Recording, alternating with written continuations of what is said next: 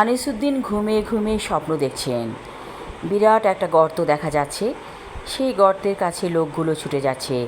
তারপর ঝুপঝুপ করে গর্তে পড়ে যাচ্ছে একজন একজন করে। আনিসুদ্দিন দেখতে পাচ্ছেন স্পষ্ট করে গর্তটাকে।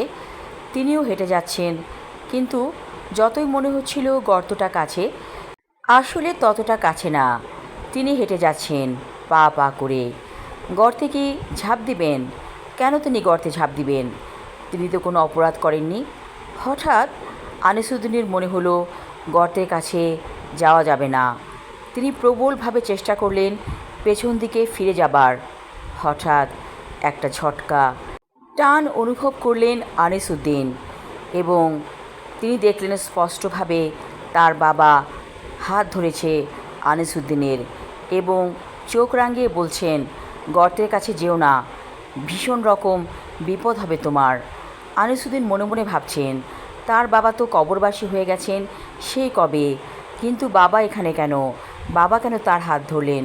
হঠাৎ ঘুমটা ভেঙে গেল আনিসুদ্দিনের। দেখলেন সেটা ছিল নেহাত একটা দুঃস্বপ্ন। আনিসুদ্দিন ভীষণ ভয় পেলেন। পাশে তাকিয়ে দেখলেন তার স্ত্রী ঘুমোচ্ছে বেঘোরে। তার স্ত্রী নিপা এমনভাবেই ঘুমিয়ে থাকে। একবার ঘুমিয়ে গেলে আর তিনি জাগেন না। ঘুম ভাঙে তার ভোরবেলায়। আনিসুদ্দিন দেখলেন অনেক রাত, কিন্তু ঘড়ির দিকে তিনি তাকালেন না, তাকাতে ইচ্ছে করল না। আনিসুদ্দিন পায়ে পায়ে এগিয়ে গেলেন ডাইনিং স্পেসের দিকে। তারপর গ্লাসে পানি ঢাললেন জগ থেকে। ফ্রিজ খুলে একটা ঠান্ডা পানির বোতল বের করলেন। সেই পানিতে ঠান্ডা পানি মেশালেন। তারপর ঢক ঢক করে পানিটুকু খেয়ে ফেললেন। এমন সময় তিনি দেখলেন তার স্ত্রী এসেছে তার পাশে। অবাক হয়ে আনিসুদ্দিন বললেন, তুমি উঠেছো কেন নিপা? নিপা বলল, তোমার ঘুম ভেঙে গিয়েছে, আমারও তো ঘুম ভেঙে গিয়েছে, আমাকে এক গ্লাস পানি দাও। ঠিক আছে, তুমি বসো চেয়ারে, বললেন আনিসুদ্দিন। তার স্ত্রী নিপা চেয়ারে বসে পড়ল। আনিসুদ্দিন তাকে পানি ঢেলে খাওয়ালেন। নিপা বলল, কী স্বপ্ন দেখেছিলে? মনে হচ্ছে তুমি ভয় পেয়েছো। আনিসুদ্দিন বলল, একটা দুঃস্বপ্ন দেখছিলাম। আসলে আমার ঘুমটা ইদানিং পাতলা হয়ে গিয়েছে। গভীর ঘুমে ঘুমাতে পারি না কতদিন ধরে।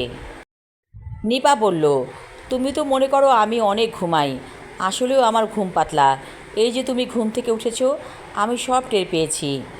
আনিসুদ্দিন বললেন, কই, কোনো দিন তো বলনি। তুমি তো সবসময় ভাব করো তুমি গভীরভাবে ঘুমিয়ে থাকো।